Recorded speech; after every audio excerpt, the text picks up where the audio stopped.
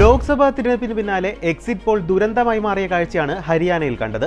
ഹരിയാനയിൽ ഹാട്രിക് ഭരണം ലക്ഷ്യമിട്ട ബിജെപിക്ക് വൻ തിരിച്ചടിയാണ് എല്ലാ സുപ്രധാന പോളുകളും പ്രവചിച്ചിരുന്നത്.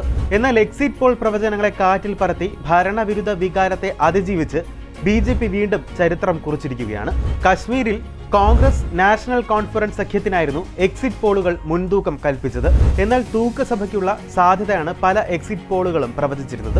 നാഷണൽ കോൺഫറൻസ് കോൺഗ്രസ് സഖ്യം അധികാരത്തിലെത്തുമെന്ന് ഏറെക്കുറെ ഉറപ്പായിരുന്നു. കോൺഗ്രസ് 55 മുതൽ 62 സീറ്റ് വരെ നേടുമെന്നായിരുന്നു റിപ്പബ്ലിക് ടിവി എക്സിറ്റ് പോൾ ഫലം പ്രവചിച്ചിരുന്നത്. ബിജെപി 18 മുതൽ 24 സീറ്റ് വരെയും നേടും. ജെജെപി 3 സീറ്റുകൾ വരെയും, INLD 3 മുതൽ 6 സീറ്റ് വരെയും, മറ്റുള്ളവർ 2 മുതൽ 5 സീറ്റ് വരെയും നേടുമെന്നും എക്സിറ്റ് പോൾ ഫലം പ്രവചിച്ചിരുന്നു. വോട്ടെണ്ണലിന്റെ ആദ്യഘട്ടത്തിൽ പോസ്റ്റൽ വോട്ടെണ്ണൽ പുരോഗമിക്കുമ്പോൾ 78 സീറ്റ് വരെ ലീഡ് ഉയർത്തിയിരുന്ന കോൺഗ്രസ് AICC ആസ്ഥാനത്ത് ആഘോഷ പരിപാടികൾക്ക് തുടക്കം കുറിച്ചിരുന്നു. ഒടുവിൽ നിരാശയായിരുന്നു ഫലം. സംസ്ഥാനത്ത് കോൺഗ്രസ് തരംഗമെന്നായിരുന്നു പ്രധാനപ്പെട്ട എല്ലാ എക്സിറ്റ് പോളുകളും പ്രഖ്യാപിച്ചിരുന്നത്. ഏതാണ്ട് എല്ലാ എക്സിറ്റ് പോളുകളിലും കോൺഗ്രസ് കേവല ഭൂരിപക്ഷത്തിന് മുകളിൽ സീറ്റ് നേടുമെന്നായിരുന്നു പറഞ്ഞിരുന്നത്.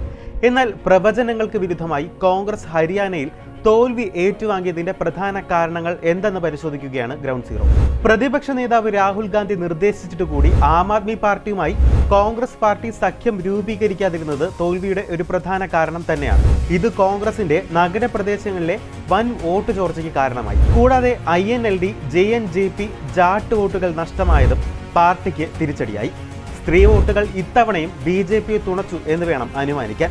ഇതോടൊപ്പം കോൺഗ്രസിന്റെ അമിത ആത്മവിശ്വാസവും തിരഞ്ഞെടുപ്പിന്റെ പ്രചാരണ വേളകളിൽ പോലും ചർച്ചയായ ഭൂപീന്ദർ സിംഗ് ഹൂഡ കുടുംബവും കുമാരി ഷെൽജ, രൺദീപ് സുർജേവാല നേതൃത്വം നൽകുന്ന ഗ്രൂപ്പും തമ്മിലെ കൂട്ടത്തല്ലുമാണ് കോൺഗ്രസിന് ഹരിയാനയിൽ വിനയായത്. 2024 ലോക്സഭാ ഇലക്ഷന്റെ വോട്ട് ശതമാന കണക്കുകൾ കൂടി പരിശോധിക്കുമ്പോൾ ഇക്കാര്യങ്ങളിൽ കൂടുതൽ വ്യക്തമാണ്.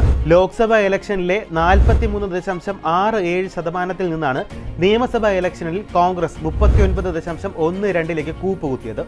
അതേസമയം 40.1% നിന്നും 46.11% എന്ന വലിയ നേട്ടമുണ്ടാക്കാൻ ബിജെപിക്ക് സാധിക്കുകയും ചെയ്തു. കോൺഗ്രസ് സഖ്യത്തോടൊപ്പം മത്സരിച്ച ആം ആദ്മി 39.94 നിന്നും 1.76 എത്തിയ ദയനീയ കാഴ്ചയും നിയമസഭാ ഇലക്ഷനിൽ കാണാനായി. ചെറിയ പോയിന്റുകളിലാണെങ്കിൽ പോലും NCP, JNJP വോട്ടുകളും ഈ തിരഞ്ഞെടുപ്പിൽ നിർണായകമായിരുന്നു. കഴിഞ്ഞ അസംബ്ലി ഇലക്ഷനിൽ മധ്യപ്രദേശിലെ തോൽവിക്ക് കാരണമായ അതേ കാരണങ്ങൾ തന്നെയാണ് ഹരിയാനയിലും കോൺഗ്രസിനെ പതനത്തിലേക്ക് നയിച്ചത്. കൂടുതൽ വാർത്തകൾക്കും വിശേഷങ്ങൾക്കുമായി ഞങ്ങളുടെ channel like, share and subscribe ചെയ്യുക.